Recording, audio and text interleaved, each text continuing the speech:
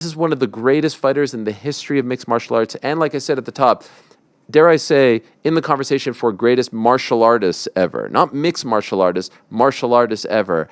And this guy's now turned into Mr. YouTube. It's unbelievable. There he is. My good friend of yours, Demetrious Johnson. How are you, my friend? How's it going? How's it going? It's going good, baby. So it's going to good. see you. Wow, Mr. YouTube. Do you like that title? I mean, it is what it is. If that's what you want to call me.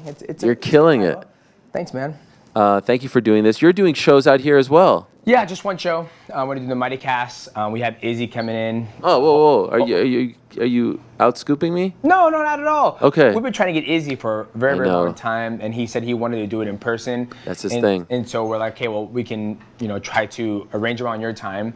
And Michael was like, man, we should get so many guests. We should get this guest. And I was like, nah. I was like, I just want to talk to Izzy and you, obviously. Oh, so did I get canceled? No, you didn't. You didn't get canceled. You have your show tomorrow. Yes. The schedule was conflicting because you were going to come on Saturday, but you're leaving Saturday. Yes, I'm leaving. And so we're trying to, no stress. Shuffle. Oh, I don't know, because we can always, do it over which we've done before. And it's done great numbers, great chemistry.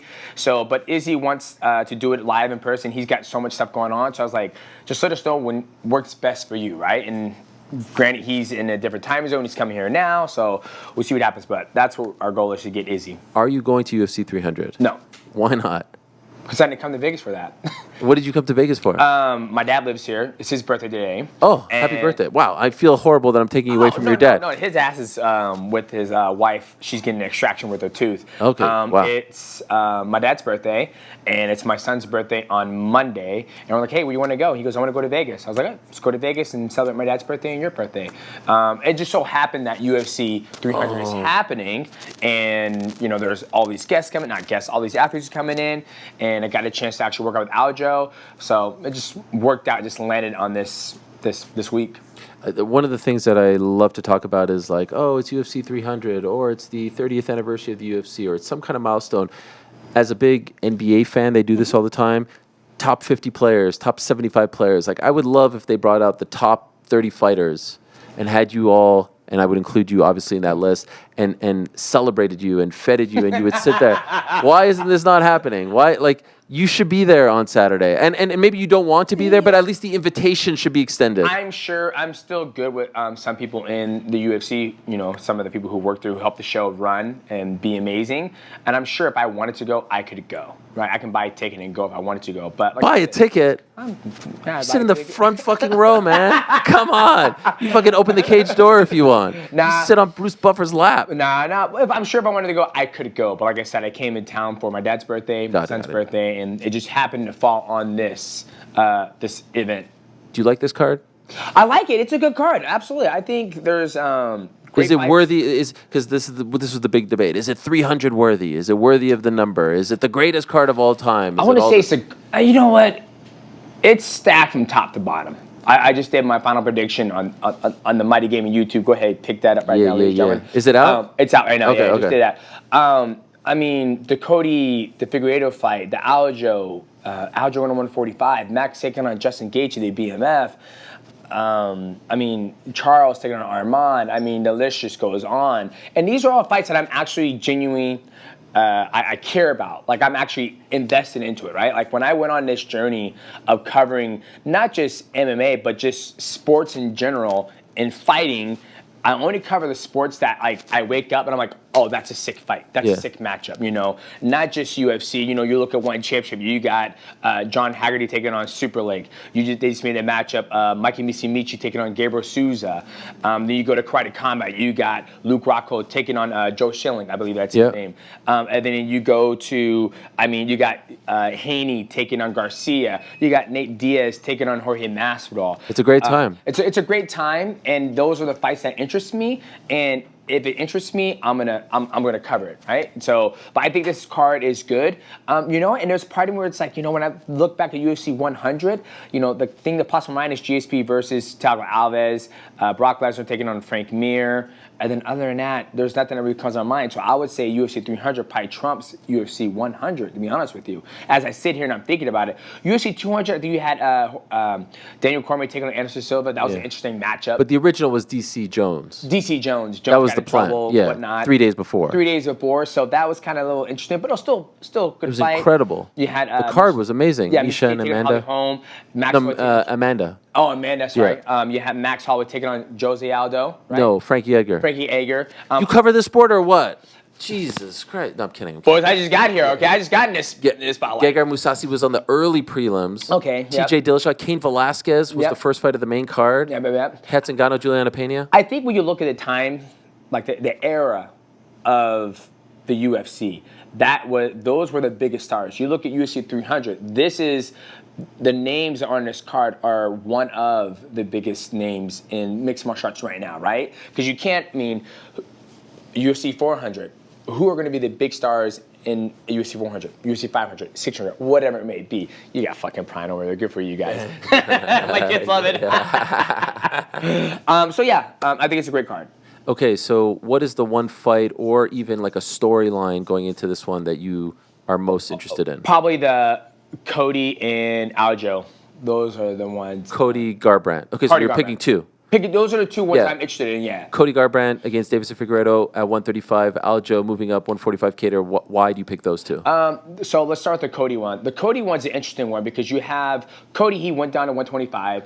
A lot of guys in mixed martial arts, I think going down to a smaller division is going to change everything. I'm tired of fighting bigger guys, da-da-da-da. I don't know. I've never talked to Cody why he decided to go, but from me being an athlete, that's why I'm assuming he went down to 125. Goes down to 125, makes a weight cut, looks phenomenal, gets in the cage with Kai France, who hasn't been to the championship caliber level. Actually, he fought Brandon Moreno. He gets knocked out by Kai France.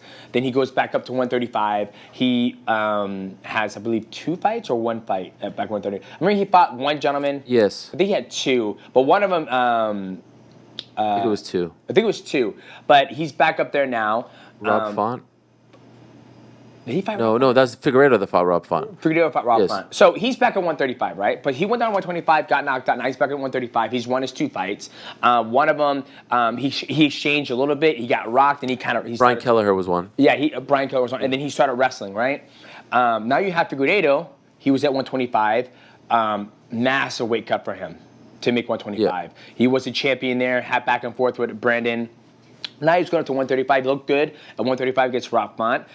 It's interesting because I feel like these guys are both at a crossroads where it's like, okay, who's going to keep on going up, right? Like, it's a very tough matchup for Cody because Figueiredo, he can wrestle, he can grapple. He also has that X factor where he has a lot of power. And Cody, he's been dropped a couple times in the past against TJ, Kai France, and other guys, and he likes to stand and bang. So it's going to be a shootout. Who's going to win that shot? Now let's switch it to Aljo versus Qatar, right? Yep. Calvin right? Kattar. Calvin Kattar. See, I've been saying, okay, Calvin Kattar. Aljo going up to 145. I feel like that's more of his natural weight. You think so? Absolutely. Well, you've seen him this week. I've seen him this week, and we're working out, and we're just moving a little bit, and he was like, yeah, man, I got 10 more pounds. Like, you got 10 more fucking pounds. Oh, excuse me. Yeah, he was at 150. He was at 155. Wow. And so he's still got 10 more pounds to make 145. And I was like, man, like, yeah, it's a lot of what he's cutting to make when he used to cut to 135.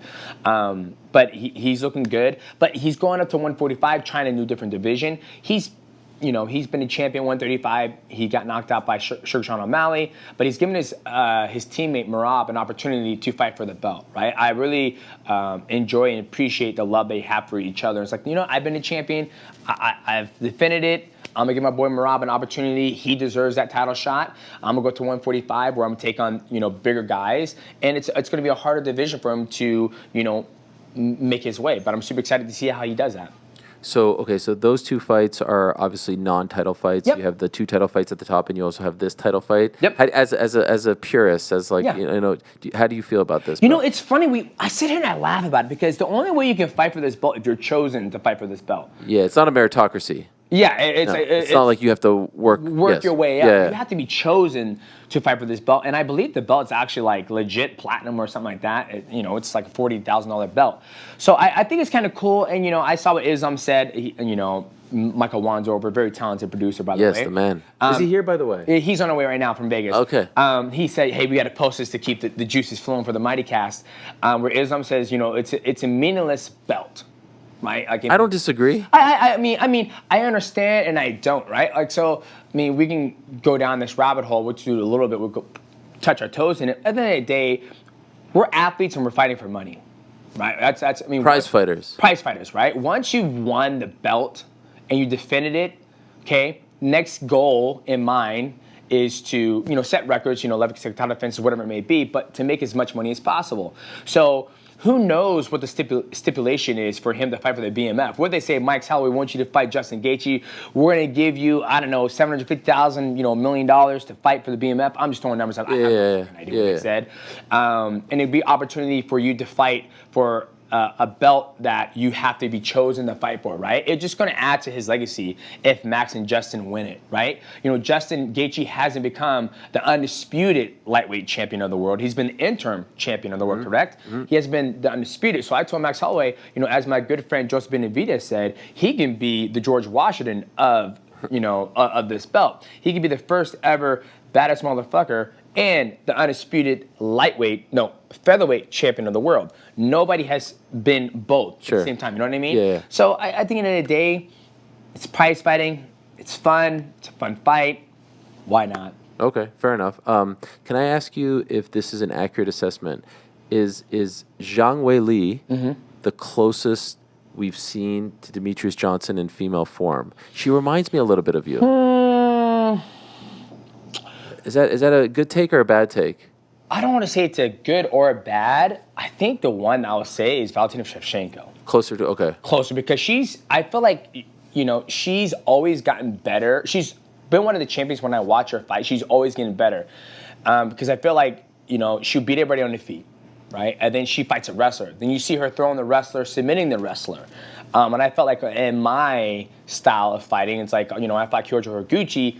I was fighting a guy who blitzed. He blitzed a lot. And then I was taking him down. And then I fought Chris Carriasso. Then I passed Scar. Then I fought John Dotson, the guy who's, he's always checking and knocking people out. I was able to beat him and Joseph Benavidez. So I'm always adapting. I felt like Valentina Shevchenko was always the athlete who would adapt to the person she was fighting and also be able to play her own game. Almost like John Jones. John Jones would do the same thing, but then John Jones would, John Jones would stop. I felt John Jones would stop opposing his will as later in his career got going on, right? Like I felt in the earlier of his career, I always, now that I'm doing all this social media stuff, I always read the comments like, technically John Jones, he's only beaten middleweights. He's never actually the revisionist history. And I'm like, guys, you can't go back to that. But I felt like when John Jones was fighting like Shogun, Rampage, Rashad Evans, those guys, he would oppose his will and do whatever he wanted to them. To when he started fighting guys, Cyril Gane, I still think he didn't have to get fat to beat him. I think he could have been 205 and still did what he did to him. Who did he fight? Thor, Thiago Santos. Yes, Anthony Smith. Anthony Smith. Yeah, I felt like Anthony Smith, I felt like he posed his will in it, but I felt like Thiago Santos and the other gentleman he fought. Dominic Reyes. I felt like he just kind of did his own thing. He was I actually thought he lost that fight. A lot of people go back and forth. So that's why I felt like there was a time where he would kind of like not oppose his will. And there's been times in my fights where I couldn't impose my will on people, but I felt like Shevchenko was the closest thing. Like when I watch, I'm like, damn, like I'll sit back and I was like, okay, she's doing cookbacks. And when she threw Homegirl and then armbarred her, I was like, she's a champion and she's continuing getting better and she's staying away from the pack. Granted, when she met Grasso, I think Grasso does a good job of neutralizing her and being calm. And so this is where I think her deficiencies of Shevchenko has come is that, okay, you need to go get her. Forced to wrestle in exchange, forced to clinch in exchange. Because when you force that and you force the scrambles, that's when you catch her with that right hand if you're in the right position to get her. But she won't do that, right? So that's as an analyst and as an athlete, that's where I'm seeing where her weakness is set. Okay. Is at, so. I love when you do like the quick punches and stuff when you're talking. Well, it excites me so much. I don't know why. Well, it's funny because like I worked out with Aljo. And my body starts to feel certain when I get next to somebody and I start moving with them and I see how they move and I'm watching them and I feel certain things. And like when I'm moving, I'm that was my opportunity to capitalize on you. Like I felt like now it's funny, like I study way more now than Really? Because I'm breaking down fights. That's true.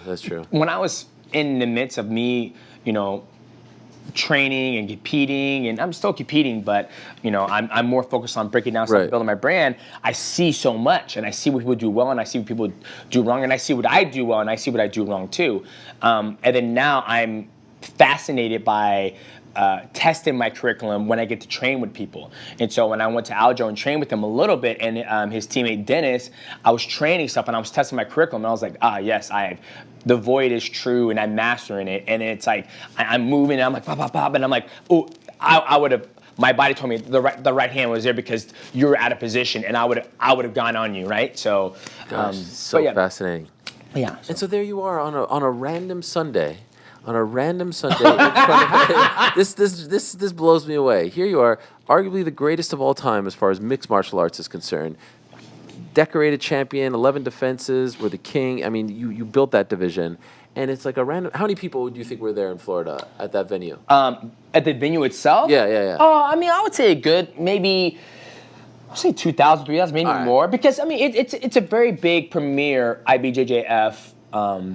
Pan Ams. Pan Ams, yes. Yeah, it's Pan Ams on a Sunday. No fanfare. You don't make a big hullabaloo about this. Nope. And you're next to these dudes. Like, are you next to just like 9-to-5ers? Yeah, I feel like I'm a 9-to-5er, right? I mean, I don't know why. But Yeah. With 11 UFC title defenses. Brown belt. Yes, brown. By the way, what the fuck do you have to do to get a black belt? I like that. I mean, that is insane. The Kyoji Horiguchi win alone should have been the black belt. And that was like in 2015. What do you have to do to get a black belt? Okay, so let's.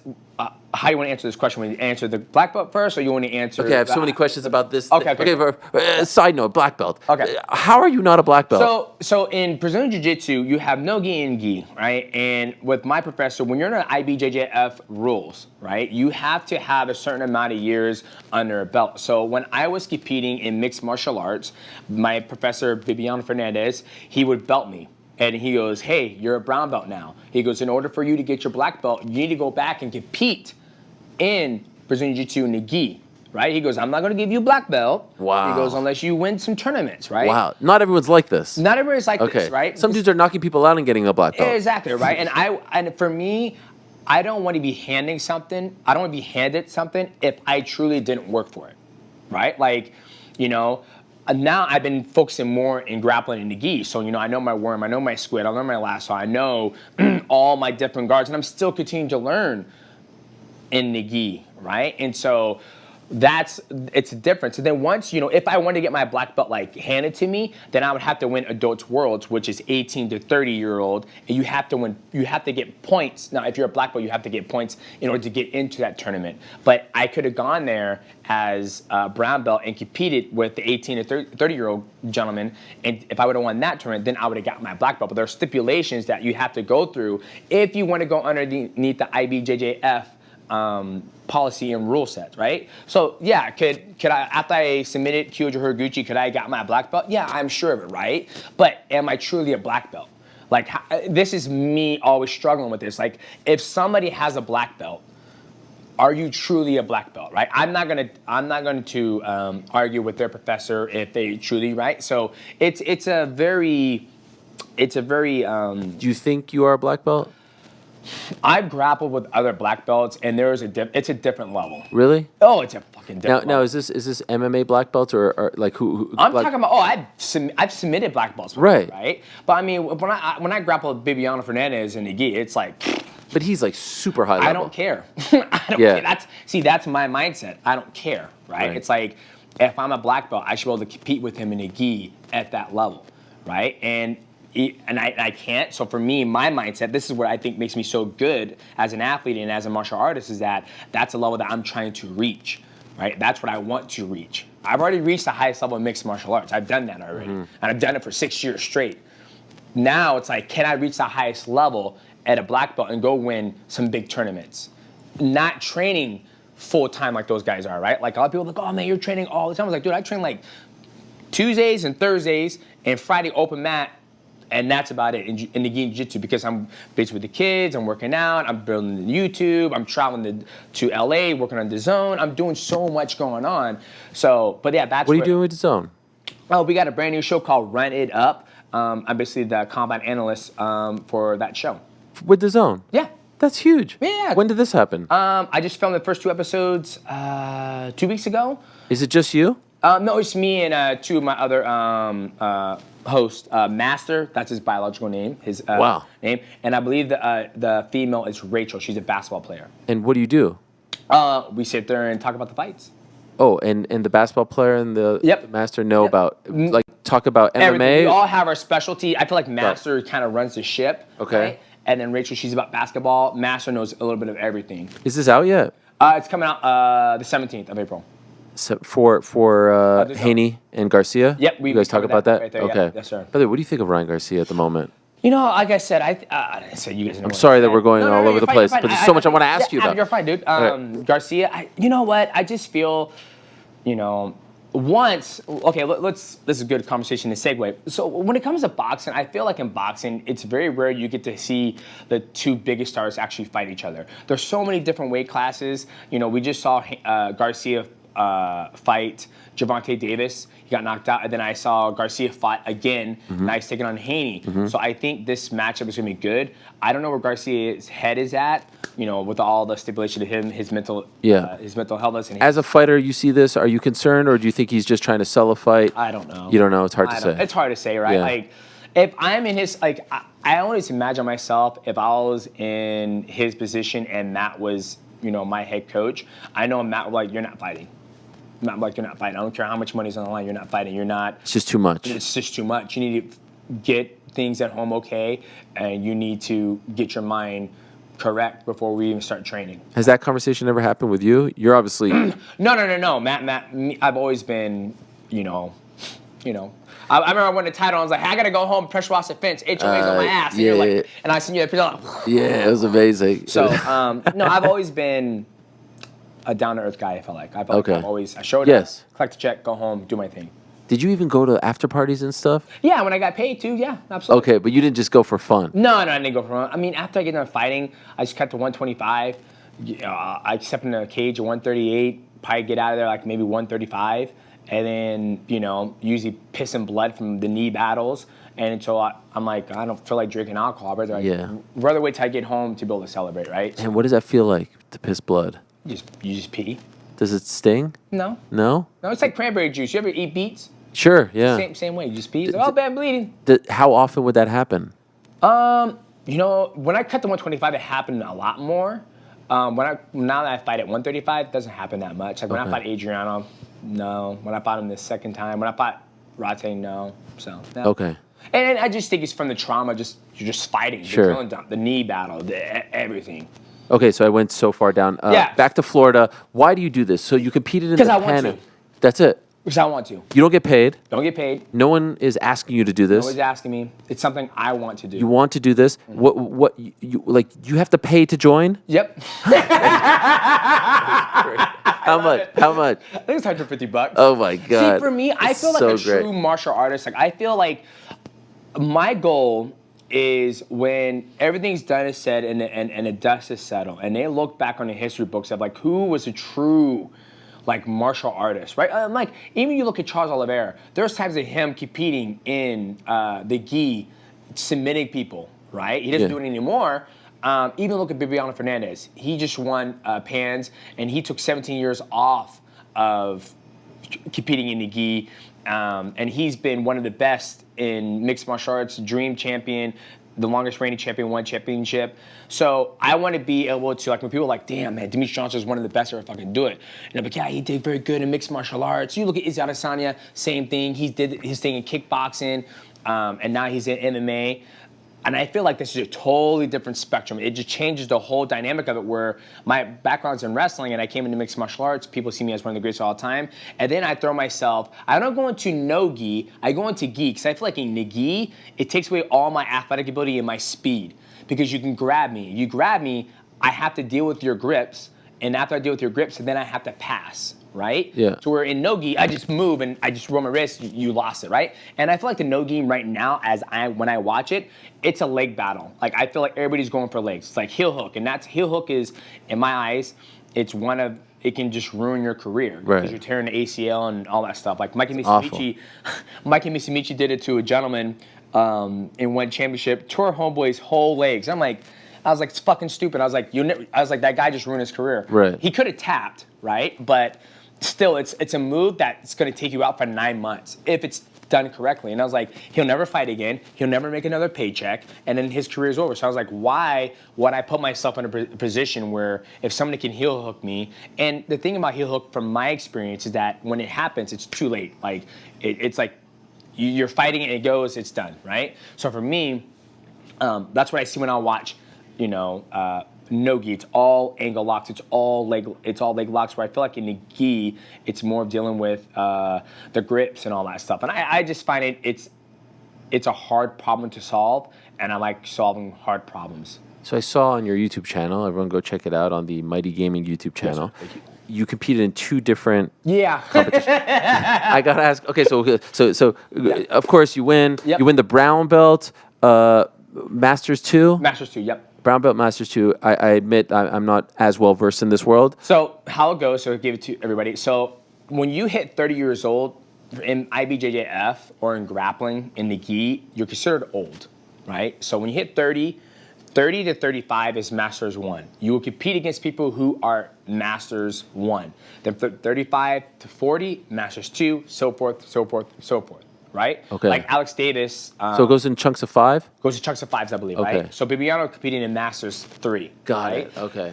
Yes, can I compete with an 18-year-old or 30-year-old? Yes, I can, right? People are giving me shit like, oh, you should be competing with adults. Like, guys, I busted my ass to stay this fit at 37 years old. So I'm sorry that I'm fucking fast and athletic at 37 years old and you're not. Yeah. It's like, that's not my problem. Yeah. Like, you can do the same thing, right? So that's how it goes. So I went brown belt, Masters 2. Did you smoke everyone? No, I mean, it's How many matches, by the way? 3 matches. 3 matches. 3 matches, right? So Was it ever in doubt? No, you see. This is what I love about grappling is that you only get 6 minutes, and that's it. Yeah, right? yeah. And it's a game about not exposing yourself while forcing your opponent to expose himself, right?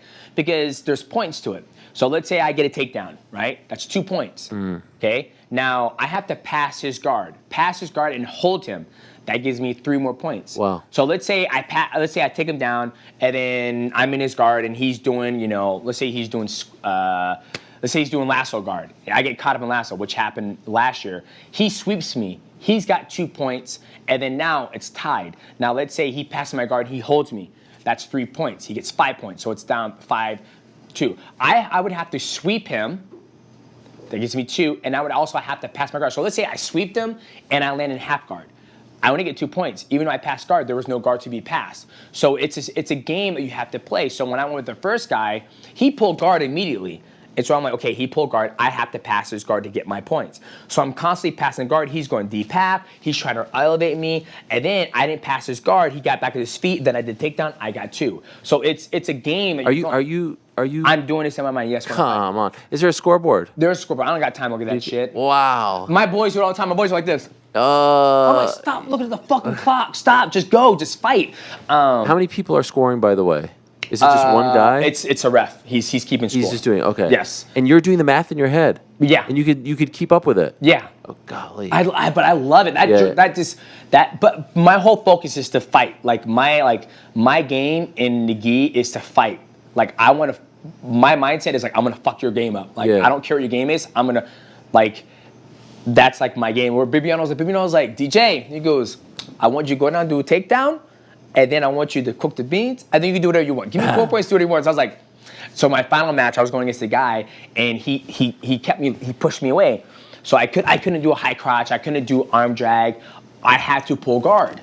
So Bibiano was like, I don't want you to pull guard. I don't want you to do your judo. I want you to wrestle. You're a wrestler. You're a high level wrestler.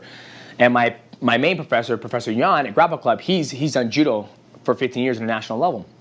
And so I've been trying doing the judo, and I was like, fuck it, I gotta believe in myself. I trust my game. So I pull guard, and then I'm trying to work my game. I go knee shield, go underneath, pull him over, go on his back, and sit up and take his back.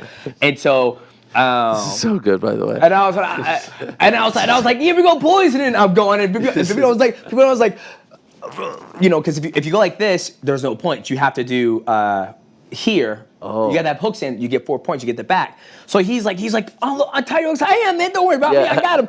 Come up and I. Are you talking to him? Yeah, I'm talking to him. Man. Oh my God. It's just a fun time, right? It's a good time. I truly enjoy it. It's my passion.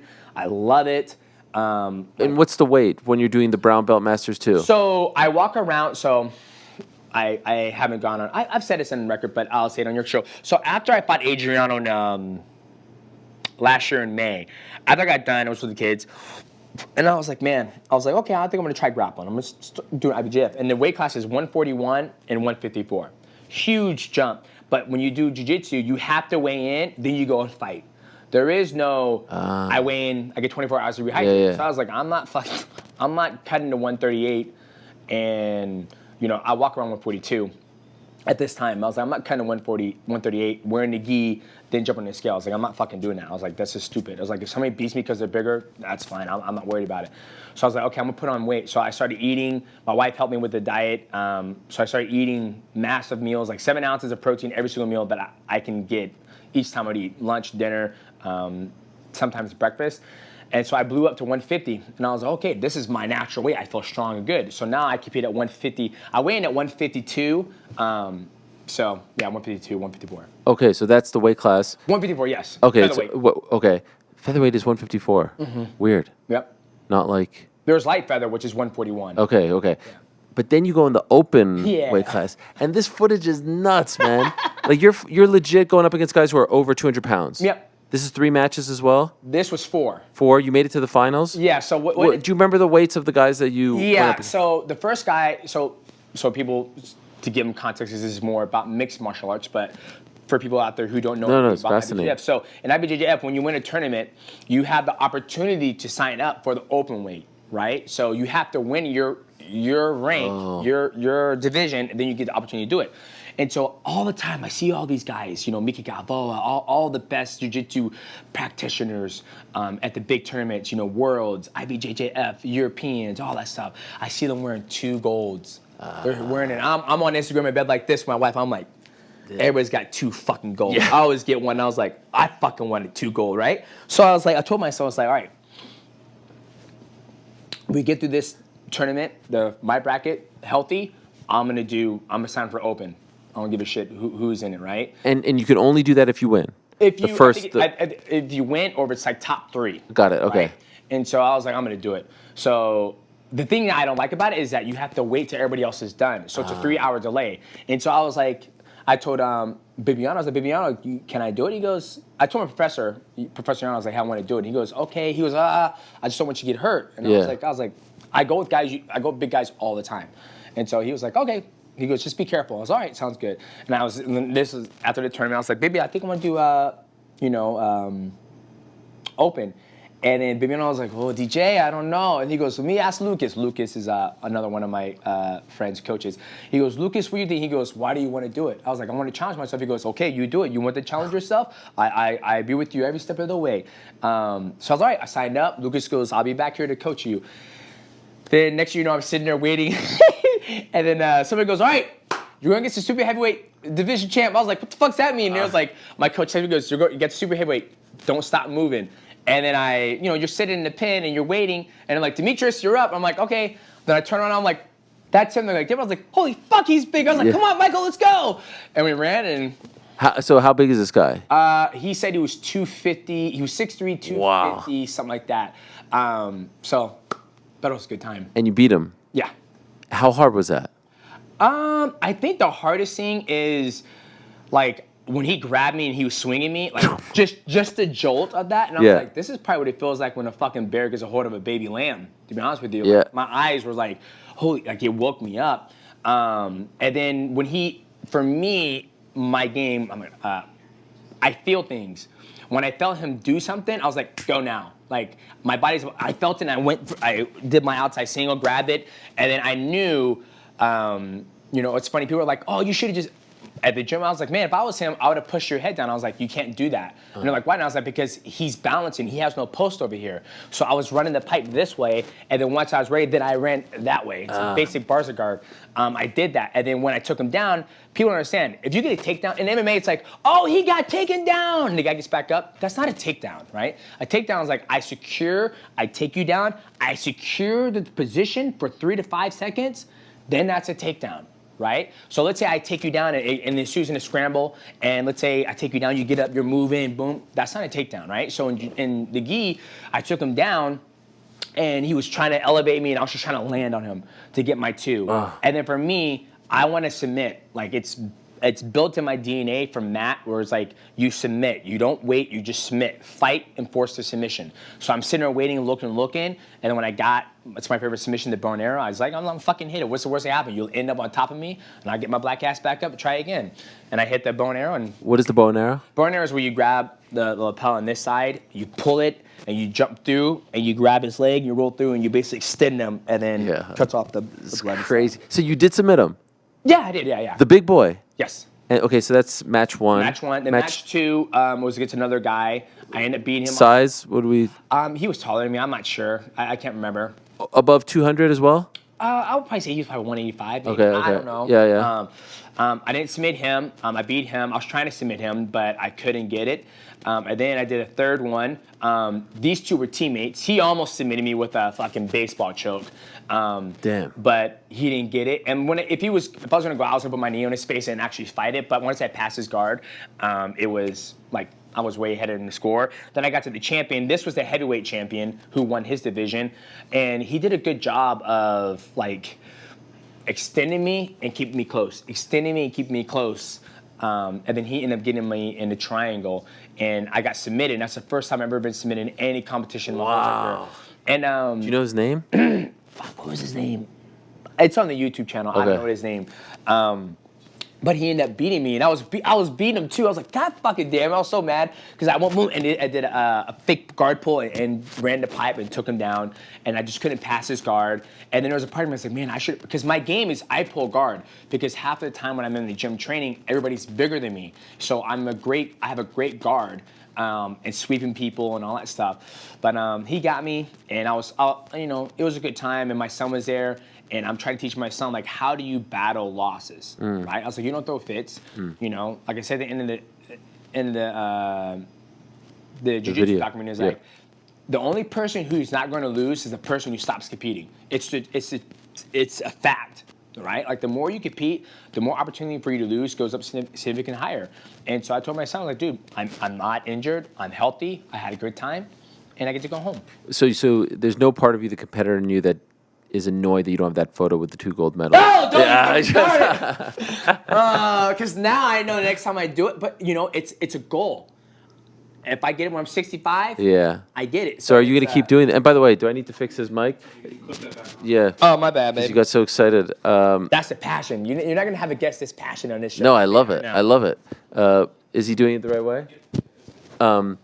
So, all right. So you don't get that. What is the next one? The next one is so there's nationals. I don't think I'll have time to train for that. Then the next one's going to be Worlds again in 2024 in Vegas. You're going to do that? That's my goal. What's the difference between IBJJF and Abu Dhabi? ADCC? Yeah. So ADCC is more catered to no-gi. And you can do whatever the fuck you want. You can test. They don't test. You can do steroids. They don't give a shit. They don't care. I feel like, and you fight, there's no age limit. It's like you fight, you just fight. Okay. I don't know too much about like. So you're not doing that. I'm not doing ADCC. Okay. Like there's a part of me I wanted to do ADCC a long time ago, but Matt said no. He goes, there's no point. There's no money in it. He goes, and Matt tore his ACL during the ADCC, and he still won the match, right? So they're going. This guy had something on him, a heel hook, I believe, and Matt was defending it. He tore his ACL. He still beat the guy, and he goes, great. Now my ACL's torn. Now I can't. And I feel like when I've torn my popliteus, my LCL, my MCL in fights, and I just feel, I've been talking to my physical therapist, she goes, I feel like you're an explosive athlete, right? She goes, when I look, she goes, and she hasn't worked with a lot of jiu-jitsu athletes. She goes, but when I look here and I see a lot of jiu-jitsu athletes, they're very limber, they're very flexible. They're not pop, they're not running sprints, they're not blah, blah, blah, and doing agile drills. You know, if you get me on the field and you say, hey, I want you to run, you know, a fucking button hook, I want you to run a slant, I want you to run a Hail Mary, I'm gonna run it like a fucking professional football player. I'm not gonna run it like, I'm gonna like, pop, I'm gonna take off, explode. She goes, your tendons are super tight. So that's why you don't have a lot of flexibility in your knees.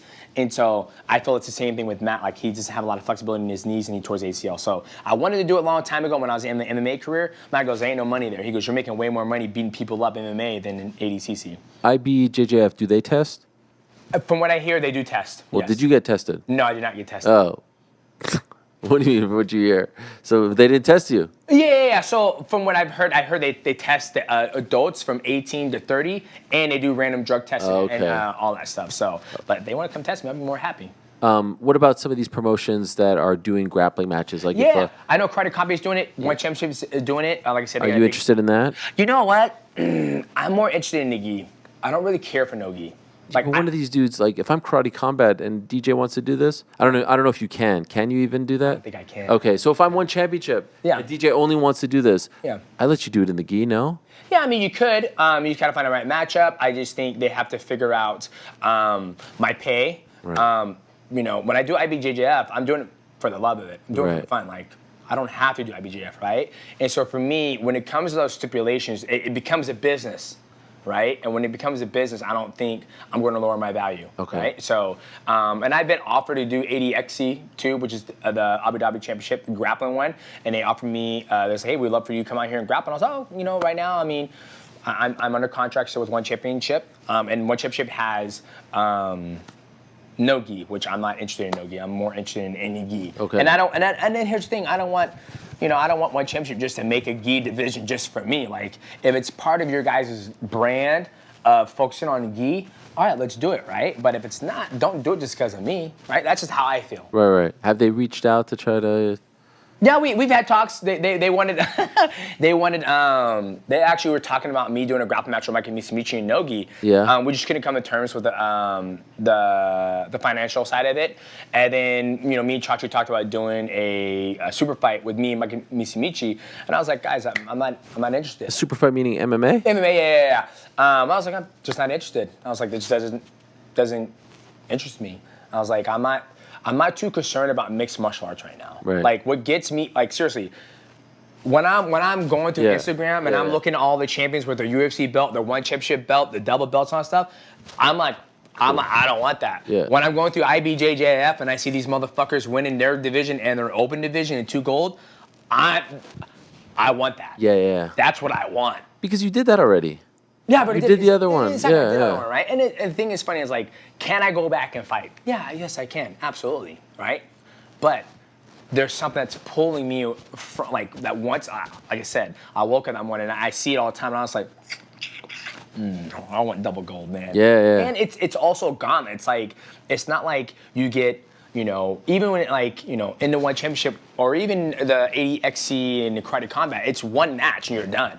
It's like, I got fucking 7 matches at Pans in one day, and I loved it. I was absolutely exhausted. I was like, I get to go home now. Whew, we're in, you know, one match. Like, it's not enough for me, right? That's why I don't do the local tournaments. Like, I'm not going for 2 matches. I want 6 or 7 or 8 matches, so. Why do you think that there's any talk of this in the Olympics? In jiu-jitsu? Yeah. You know, I'm not sure. I don't know. I feel like it would be great. Yeah, I do too, because you have judo. Wrestling. Taekwondo, wrestling. I don't know why.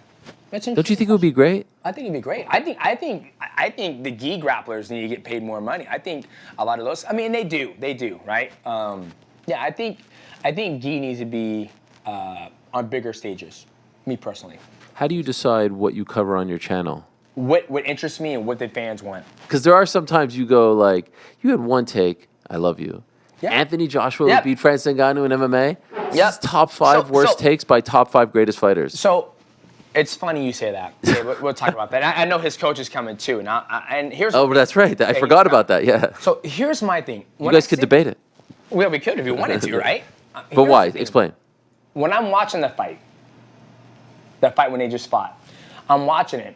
And somebody sitting next to me goes, who do you think won the MMA fight? And I was like, I think Anthony Joshua could beat Francis Ngannou. He goes, are you serious? I was like, yeah. And he goes, well, why? And I was like, well, Anthony Joshua understands the void, which is distance, right? Because at the beginning of a fight, that's all it is. It's all about distance. Doesn't matter. It's not like Francis, and I love Francis, right? People, ladies and gentlemen out there, I am not the best fighter in the world. Okay, I do have my deficiencies. I do make mistakes when I fight. My goal is to be the perfect fighter, right? So everybody out there, if bet against me, please. If I go just bet against me. That way everybody can like feel good about themselves. I don't know, right? So get back on this tangent. Now, it's not that like Francis is some world-class kickboxer. It's not like Francis is out there going, bah, bah, bah. He's not throwing body kicks, leg kicks. He's not, bah, bah, bah. He's not doing that. Yeah. You look at all Francis fights, he does have some submission wins. He does have where he takes somebody down. But if I can take a guy like Anthony Joshua, who's an athletic specimen, who understands range and distance, and I train him for 6 months. 6 months to defend a takedown, check the leg kick, and just box. You're not going to have your 16-ounce gloves. I'm taking your gloves to here. The distance doesn't change at all. It truly doesn't. For anybody out there who says it does, it doesn't. I've done both. I boxed before and I've done MMA for 18 years, and I've been well-rounded. So if I can take someone who's athletic, which Anthony Joshua is athletic, it's easy to fight. Now, here's a flip side. Now, how would it go against Anthony Joshua versus John Jones? Different animal. Right. John Jones will go out there and force the clinch. He will go out there and force the wrestling exchange. Maybe Francis Ngannou would do that, right? But I don't think Francis would do that from the years I've seen him fight. That's how I view that fight. I'm not saying Francis is going to get destroyed, right? But I do believe he has a chance of beating him because he just knocked him the fuck out Right. in a boxing match where Francis beat everybody in a boxing match, right? So that's my stipulation, and it's okay that people say that's the worst take ever. I don't. Did you get a lot of shit for that? I did, but I don't care what they think because this is how my mind thinks, right? When I see somebody who can beat somebody very dominant fashion in one realm, and he's been very successful in that realm, why can't that person be? And it's funny, somebody else who's a martial artist said, I agree with you 100%. And who's that? Not going to name any names. Okay. Oh, it's a private conversation? It was a private conversation. Got it. He goes, I agree with you 100%. I was like, why do you agree with me? He goes, because Francis has been very successful in the boxing world in MMA. He boxes people. Like I said, when he beat Stipe Miocic, yes, he threw some leg kicks. It's very easy to manage, right? It's not like a Edson Barboza leg kick. But him and Stipe were going back and forth. Stipe actually rocked him. I will go on and say Anthony Joshua is a better boxer than Stipe Miocic, right? Yes, of course. Not a better MMA guy, but there's so many people in mixed martial arts, I'll say it all the time. MMA is the easiest sport to become a world champion in. It truly is. Why is that? Because you have people who are very good at one thing and have so many holes and deficiencies in their game. I was just training with somebody, and we're working, and he said, what happens if the person's not good in this realm? And I said, you just answered the question. He goes, what do you mean? I was like, say what you just said. He goes, well, what if that person's not good in that realm? I was like, he has a deficiency. He needs to work on that so he doesn't have that. Like for me, I tell him that all the time. Man, I want to pop. I want my 5-piece chicken nugget. He goes, you can't get that 5-piece chicken nugget. The reason why is because this opponent is going to run away from you. When I fought Adriano, I was like, dude, I want to get in a position where I can land a 5-piece combination. He goes, you can't do that. I was like, why not? And I was like, because he's going to run. He's just going to continue to run. Right? This is when we're fighting him the second time. He's going to continue to run, and then once he stops, you might be able to hit him twice, and he's going to run again. Right. So that's why when I hit him, and then he fell, then I hit him with the knee. I couldn't get my 5-piece chicken nugget. But I'm forcing myself to get there, right? I'm always fighting guys who are taller than me. So if I was fighting someone who's shorter than me, I would force that 5-piece chicken nugget meal and the wrestling and the clinch. Where when I was talking to this gentleman, he was like, I'm not efficient in that realm. I was like, you need to become efficient because that's what Matt forced me to do. Matt will look at me after I beat someone. He goes, even now, Professor Young, he goes, you're in your gi game, you're very weak here. We're going to work on that because somebody's going to see that and put you in that realm again. So that's how my mind thinks when I'm watching this. And no ego. You don't get offended by this? No, absolutely not. I came home, I just won fucking gold. Yeah. Somebody goes, dude, your fucking game is weak. Wow. And I was like, we're going to work on it. Let's work on it. And I'm like, I want my judo better. It's like, I'm always striving to be that perfect martial artist. whether I'm winning or whether I'm losing, right? So. But with regards to the Francis thing, in other words, Tom Aspinall is not losing to Anthony Joshua in an MMA because it's a style, right? He's a style of a matchup, right? I get it. You know, it's a style. Like, let's say Francis Ngannou was a fucking nasty wrestler. Yeah, Cain Velasquez, right? But when you get somebody who's athletic, you give him time. Like I said, it's because Francis has been so successful in boxing and MMA. Yeah. Right? No, I get it. And like I said, everybody's like, the worst thing when you done it. And I was like, guys, you guys sit on the fucking couch. And even my peers said the same thing. And it's good to have that debate because that's what I believe in. And I feel if I speak my truth and somebody dislikes me for that, then they never liked me to begin with. Well, what I love about you and when you say things like this, it's not coming from a place, and correct me if I'm wrong. I'm not being malicious. Well, not only that, I don't feel like you are trying to do this just for clicks. No. I feel like everything, even when you're breaking down. Here's an example. My producer was like, oh man, John Jones, we should do this breakdown. I was like, I'm not doing that. No. I was like, John Jones is a good person. I believe John Jones, does he have struggles in life with, whatever it is, his demons? Absolutely. But there's millions of people around the fucking world who deal with the same thing, and they're not getting as much, So isn't he your friend? Huh? Isn't he somewhat of a friend? Who? John Jones. Yeah, John Jones. Yeah, we're on So good terms. wait, wants you to do a breakdown of John Jones' He told me to. I said, no, that's not right. And I said, now if this is true, and I said, John Jones came out and says, hey, I was at my house, I was getting drunk, which I do all the time at the house, and I was celebrating. Somebody came to my house, they were disrespectful, I wasn't there, and he gave him lip, and he goes, and if he says, bitch, I'll kill you, whatever, I wasn't there, right? But if he gave the sample, they did their job, they left. Now, if they came there and John Jones refused to give a sample, then I'm like, okay, then I would break it down like, okay, why is John Jones refusing to give a sample? Okay, now that makes me wonder, is he hiding? Is he taking something? But that wasn't the case. It was just a miscommunication between the USADA and John Jones, and he was lit. But even when you do like things where you're breaking down, influencer fights and all that, I feel like it comes from a very sincere place. Yeah. I feel like it comes from a place where you're like, all right, let's see what's going on here. Yeah. Even by the way, that video, which kind of blew up to a degree of you going into like the Dana White's worst enemies or whatever, and you were like, okay, let's see what this is all about. It's actually very entertaining. Because people send me, so I have a Discord. People post stuff in my Discord. Okay, and they want you to, and I go through all of it and I look and I'm like, hey, I've never seen this. Let me watch it, right? And you're watching it for the first time. Watch it for the first time because it's a live reaction. Yeah. This is my reaction, right? And even when I did it, I watched it, I interacted with it, and my feelings came up. And after I did it and I sent it to the producer, he goes, man, I think we should just do your part and we should do a sit down and make it even more juicy. And I said, no, because now I'm being fake. Right. This is my reaction to it, seeing it live. I like it.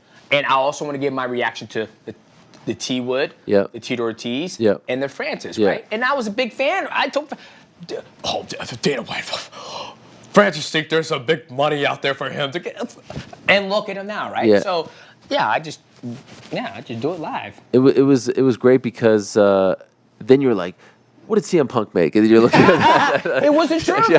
And here's the thing, it's just my feelings, right? It's like I'm sorry if that's how I feel, but it is in fact true. Well, I should say it is in fact not true that you said don't give me pay-per-view points. So, okay, we'll go over this again. Okay, when I beat Joseph Benavidez in 2012 in Toronto, right? UFC 152. 152. John Jones versus Vitor Belfort on that card. Michael Bisping versus, who did he fight on that? Brian Stann, okay? I won. I was still under my contract when I fought Dominic Cruz, right? Because I fought Dom at 135, so... I fought Dom at 135. I think the pay was 14-14. I lost that fight. Dom was 14-14 for the belt? Yes, 14-14. Because I was still on another contract. Okay. Right? So 14-14. I fought Dom. Next fight was going to be against Eddie Wyland. Right? But then they came to me and says, hey, we have a brand new tournament coming up. I said, okay, I'll do it. Went down to 125. Fought Ian Australia, McCall. Ian McCall. When I fought Ian McCall, draw. I was about to fight Ian McCall again. They gave me a new contract for 28-20, right? 28 or 20? 20 and 20. Got it. Right? And me and Matt were like, hey, if you lose, you're making more money when you fought for the belt at 135. So I went 20 and 20. To 20 and 20. Escalator, every single time, it's like 23, 3, 4, 5, whatever. I think it was 3,000. I'm not sure. 5,000. I don't fucking know. You can look it up on the web. Beat Ian McCall, Then I went right ahead and I fought Joseph Benavidez. Become the champion, right? Then after Joseph, fought John Dodson in Chicago. Signed a contract to fight, was that John Moraga already? I think it was, yeah. John Moraga. Had to get surgery, backed out. We fought in July, right? Then I fought Joseph again. God, that feels like that's a lot sooner. Did I fight Joseph that quick again? It's hard off the top of my head. Yeah, I felt like I fought Joseph again. Right there, I was up for a new contract. Is that Sacramento? Sacramento, yeah. UFC Fox 8 or whatever. Yeah. I fought Joseph Benavidez. Then I remember they said I was up for a new contract. Like, I fought through everything. And Did you fight, like, to become a free agent? No, I did not. Okay. It was like, you know how they do it. Yeah, You got one two fight fights left. Yeah, There's 2 or 3 fights. So I was like, okay, let's do it. And so they offered 125 and 50,000. And I said, I want pay-per-view points too. They said, What do you mean 50,000? The win bonus? Win bonus. Oh, yeah, got it. yeah. Got So it. guaranteed 125, Yeah. 50,000, right? My numbers could be off, but that's what I feel like is right.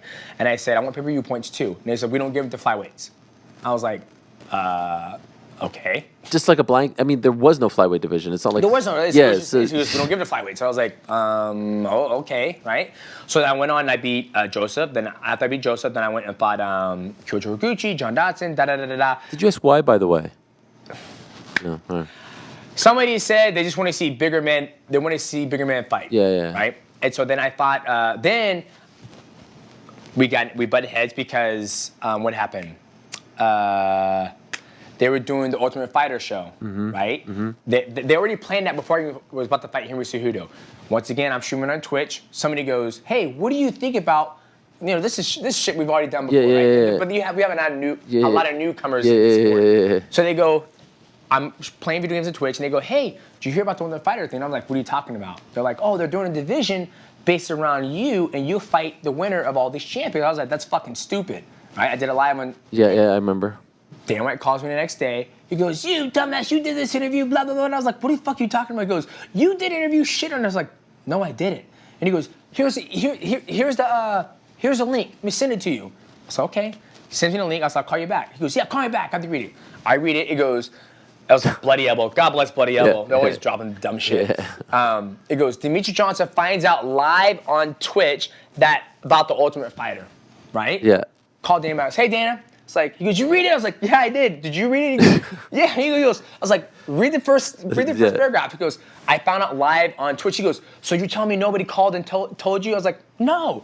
And he goes, "I'll call you back." Hangs up. Next day, Sean Shelby calls me. "Hey, DJ, hey, what's going on?" I was like, "Too fucking late." Right? So we're already butting heads, right? Right. So that thing's already set. About to fight Henry Cejudo. And I think we negotiated before and after. And Matt was saying, dude, I told Matt, I was like, dude, why am I the bad guy here? I reacted live. I was like, that's like me finding out my wife cheated on me, and I'm supposed to act all like I found out live. So Matt was like, just go out there and beat the shit out of Henry Cejudo. Then we'll get our new contract, right? So I go out there, beat the bricks off Henry Cejudo. First Cejudo, yep. Yep. They gave me a new contract, right? So we're going back and forth. They were like, "Okay." What's that one? The new contract. It was like 3. So they're going back and forth. Matt was going with them. So it was either 350,000, go up every, no win bonus, no pay-per-view points, right? But I said, I really want pay-per-view points. Well, then you're going to have to take less money, and then you get more pay-per-view points. And I'm like, that's not right. Everybody I've talked to, T. Wood, talked to him before. Once he became champion, he got 500,000 plus pay-per-view points. When he got that Conor McGregor card, he was like, I told him, I sent a message like, "Dude, you got a Conor card." He goes, "Hallelujah." I'm set. I'm set, right? And it's not always about trying. I mean, obviously, every athlete wants to get on that Conor card, and you want to build your brand, but you don't get to dictate where you're placed. You look at my whole track line of my career, I've always been on free TV, right? And so when they're like, "We'll give you 350,000 to show whatever," or you take less money and you get pay-per-view percentage. For people out there who don't know how pay-per-view points work, if you go from, let's say you have 175,000 buys, you get $0. It only kicks in to once you hit 200,000. So if you do a card and let's say, "Hey, I'm gonna take 150K plus 50,000," and I did 250,000 pay-per-view points. Congratulations, you just got an extra check for $50,000, and then you're still lower than 350K, right? It's a numbers game. So for me, I was always on free television.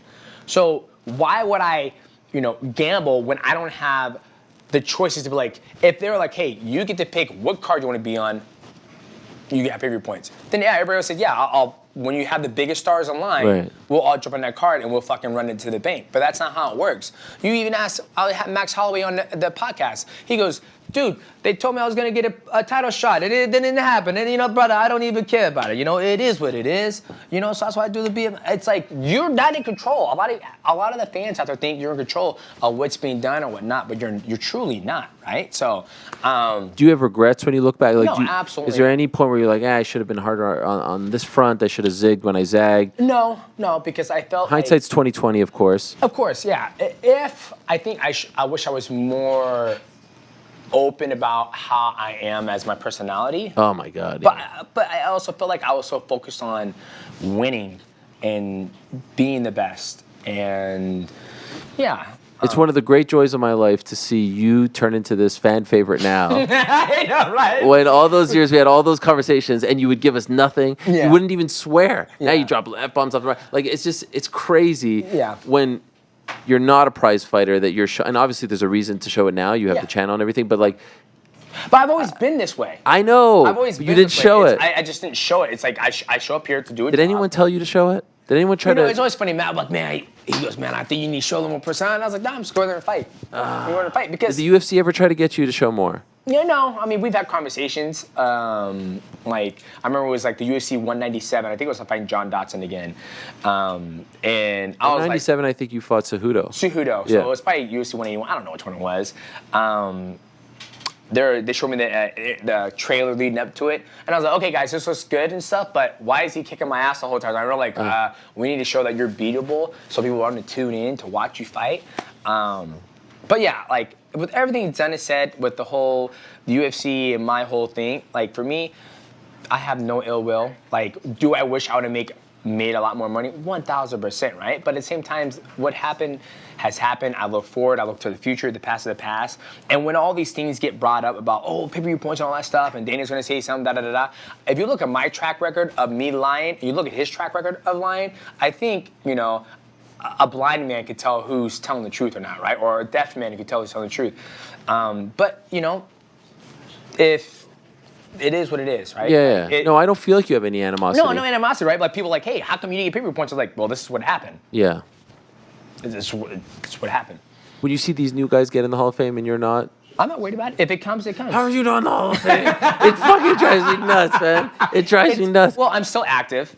What are you talking about? I'm still Aldo's in. But see, Aldo I came know, back. I know. But he was active. He was boxing. He was boxing. Yeah, sure, he's boxing. It's if they feel that I'm deserved to be in the Hall of Fame, then I will be in the Hall of Fame. But if they don't feel that if I should be in the Hall of Fame, then I don't need to be in the Hall of Fame. Like you said, we're just waiting for Ariel Helwani to do his own Hall of Fame to have all the greats. Fedor Emelianenko, Mauricio Shogun, Hua, Frank Shamrock, all these guys. Ken Shamrock, Yes. This is Hume, really Eric a dream of Paulson. mine. It's really a dream of mine. I think eventually you start a Patreon, we can make it happen. You think that I just need someone told me I should ask Mark Zuckerberg.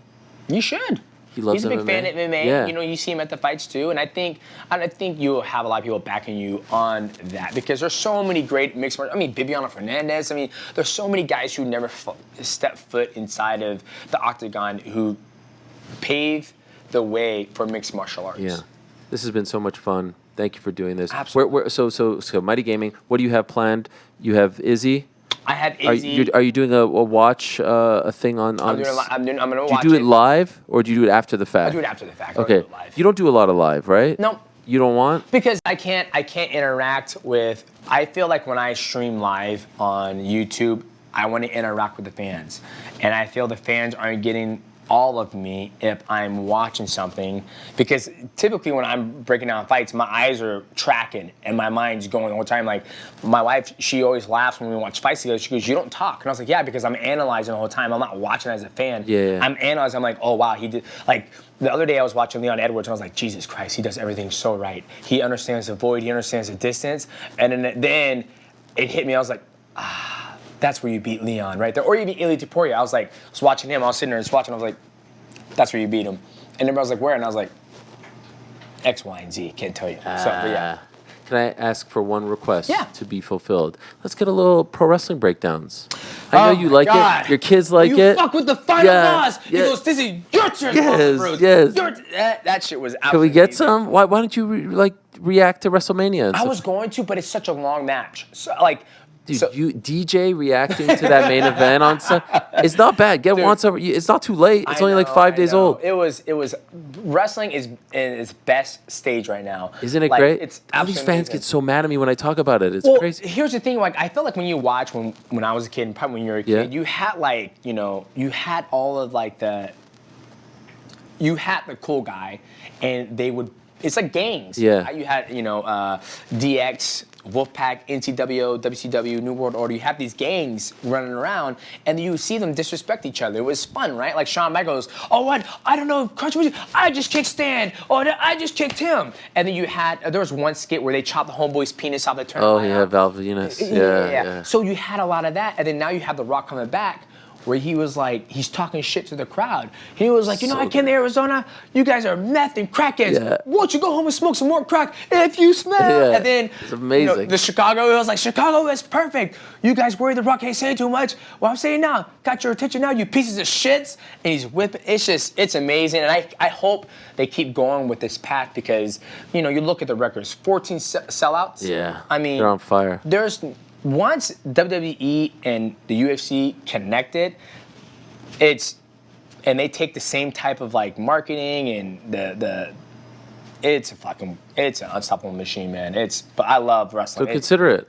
Huh? Give me a breakdown here and there.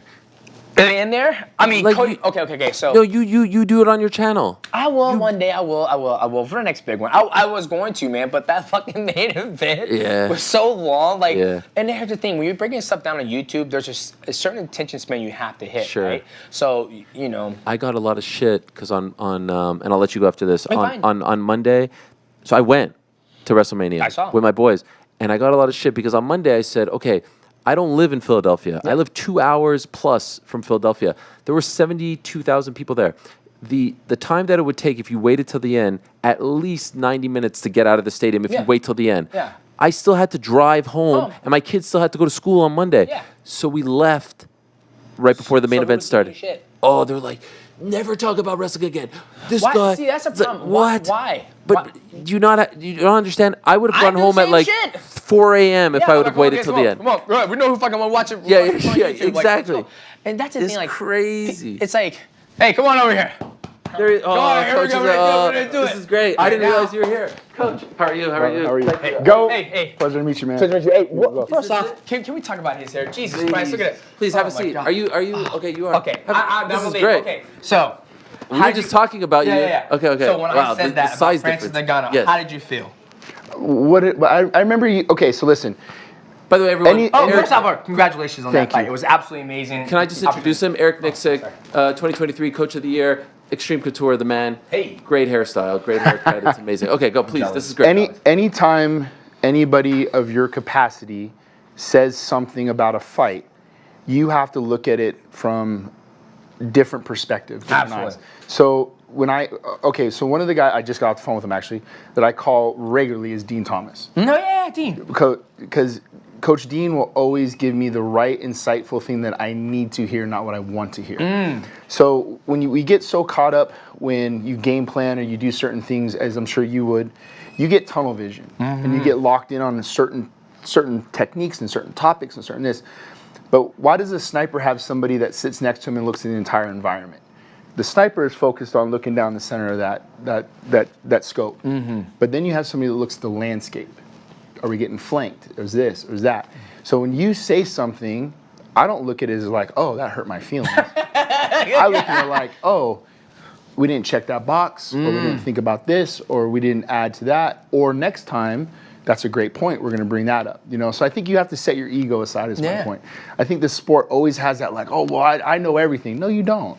To be a good coach, you have to remain coachable. That's the way I look at it. Okay, so and why are you asking him this? Because are you referring to the Francis thing? Yeah. Okay, because he said, and I think you said you wanted a little bit more color on it, that he said that Anthony in an MMA fight could beat. Sure. What was your reaction when you heard this?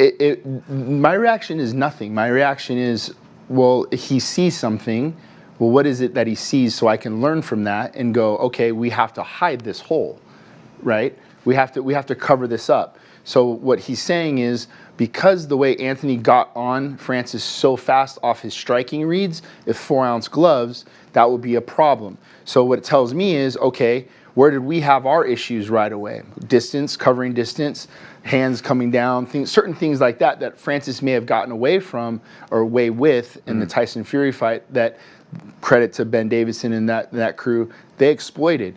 The moment we went to southpaw, he jumped on us. They were ready for that. Yeah. So there was things that I think we needed to do better. So if this is an MMA fight, what would we've seen anecdotally that would have changed that same outcome if it was in just MMA? We would have gotten slept, 4-ounce gloves or not.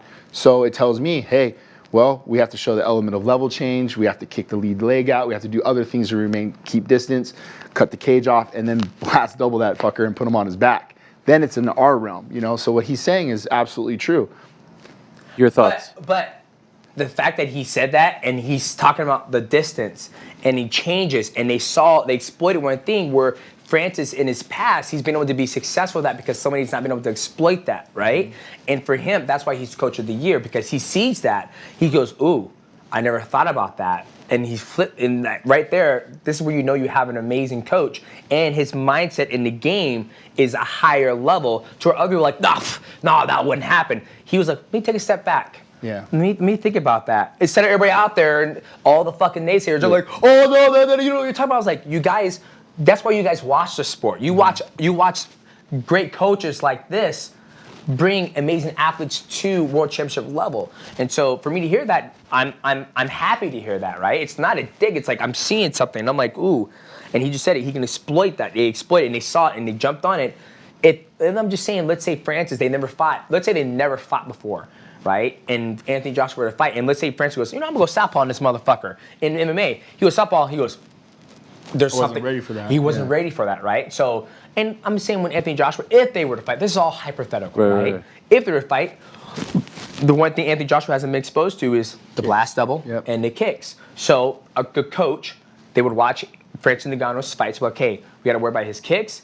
We got to worry about his double. Okay, we'll start defending leg kicks, we're defending double. But we have mastered and can hopefully exploit him on the feet because we've been doing it a lot longer. To people in the past, I'm sure anybody, the next person who fights Anthony Joshua, let's say, Jake Paul and Francis Ngannou fight. Or who's the guy that Francis is about to fight next in the PFL? The tall guy. Renan Ferreira. He will sit there and watch that fight and goes, okay, we need to check the leg kick. We don't have to worry about Francis wrestling us. He's never going to wrestle, right? He hasn't shown it yet. So we're going to put it in the back. But we can't get to him with our hands because we are longer than him. So Francis is going to be like, hey, I want to play that outside game, make him miss, and then when I get the chance, I get inside that rim, I'm going to be working outside that arc to force him to turn, and I'm going to close him, and I'm going to wrestle and do whatever, right? So, can I throw out one rebuttal with all due respect? Perhaps you'll agree with me? Kick his ass, man. I did see a little wrestling in Cyril Gane from Big Francis. He did. Did I not? Right? He did. He did. Yes. And when he did that, the bigger takedowns came from Cyril Gane trying to kick Francis Ngannou. So if I was to coach Anthony Joshua, I'm like, we're not kicking him. I want you to be in a good position to where when Francis does shoot, down block, I'm going to be in a good position where I'm pop out and get his head off me, and that right hand's going to land. Because I was working with another athlete, and I'm like, why are you shooting? He goes, he's a younger athlete coming up. His name is Brandon. We train together. And then he shot him, and I'm like, why the fuck are you shooting? He goes, he had no rhyme or reason why. He had no rhyme or reason. Why. He didn't understand why. And I'm like, why are you shooting? He goes, because I'm trying to get to you. And I was like, just walk towards me.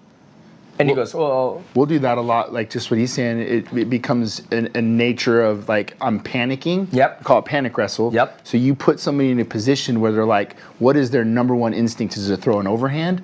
Is it to throw a check hook? Is it to shoot? You know, so when you put somebody on their back foot in panic mode, you're going to draw out their first natural panic instinct, and that's usually to wrestle if you come from a wrestling peggree. Yep. And if he wrestled, and let's say Anthony Joshua was like, oh, he's wrestling, I'm going to sprawl, then Francis Ngannou is going to succeed in a takedown. But if I say, okay, when he panicked, if Francis was to panic wrestle, don't sprawl. Don't even react. Just get his face up. Yeah. Then he's in a better position. Then they're going to get back into boxing, right? So that's my mindset, how I'm looking at it, right? So I might take how many times have you? Hold on, bro, I love how you. I just don't want to say anything. This is so fun. I love this. How many times though, like on the flip side, even on even the panic wrestle, when you see a guy hurt somebody, and they shoot on him, you're like, well, why'd they shoot? why- And there's a panic to them in that I got to get this finish, but they go right to what their natural instinct is. Like, why did you just grapple there? Right. You know, like, yeah, no, I completely agree. I got to say, man, like, going back and watching like some of your old stuff, how That was horrible. no, but I mean, but how far ahead of the curve you were in understanding that there is no stance. There was no stance for you. Like you can hit from both stances, but the angles that you created were important because it wasn't necessarily about the offense, but you were sound defensively as well. I think a lot of people love to switch stances, but the cost of that is not having good defense on the backside, right? But early on, the evolution of what to me MMA became was in his era, the one Joe Benavidez and Mighty Mouse doing things out of both stances, but so clean and so pure that allowed like the later groups of guys, the Corey Sandhagens, if you will, and to kind of grow and develop into what he does. So man, like that was something like for me as a young coach or young guy coming up that I love to study about your game was not only that, but Coach Follis used to always say the space between the notes makes the music. Yep. So when you would hit a combination, your feint game, and watching dudes trying to react to what the hell was coming at them next, to me was one of your best attributes. You know, which made you the GOAT in my opinion in a lot of those things. Thanks, man. I appreciate that, course, baby. bro. But now we're old fights. I'm like, Jesus Christ, I moved too much. All that moving, Hey, amazing job. Congratulations. Thank you, brother. I'm so proud of you and Francis, Thank what you guys did, and sticking to your guns and getting what you guys are worth. I cannot wait to the next fight. He's not going to do this is your show. All right. Hey. Peace out. Hey, good job. Thank you so much. I really appreciate it. Love to see you, man. If you're in town, come by. Absolutely. Love to You're at see Extreme you. Couture. Yes, sir. You're working with that 125er. Me and him went at it one time. Who's that? Poonji? Oh, Pooney. Pooney, yeah. Pooney. But he's been doing pretty good. I can give you guys your mic. Bye. Thanks for watching. We appreciate it very much. Hey, if you like this video, give us the old thumbs up. Subscribe as well. You could get many more of these videos on the channel, so please do that. We would love you forever if you did so.